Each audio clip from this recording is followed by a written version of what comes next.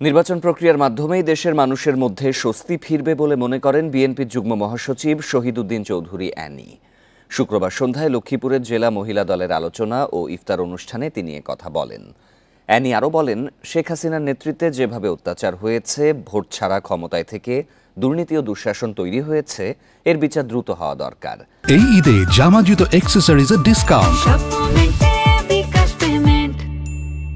বলেন, বেগম খালেদা জিয়াকে মিথ্যা মামলা দিয়ে জেলখানায় রেখেছিল আওয়ামী লীগ।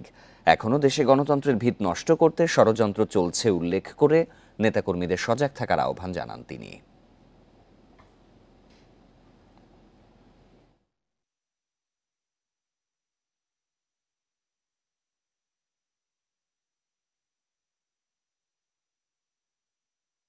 আমাদের সবার প্রত্যাশা জায়গা এখানে যে দেশে একটা স্বাভাবিক নির্বাচন হবে,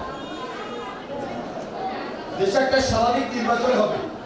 নির্বাচন হলে অন্তত জনগণে একটা স্বস্তি আসবে, যে স্বস্তিটা এখনো পর্যন্ত এই দেশের মানুষের কাছে আসে নাই। স্বস্তিটা খুব জরুরি, খুব প্রয়োজন।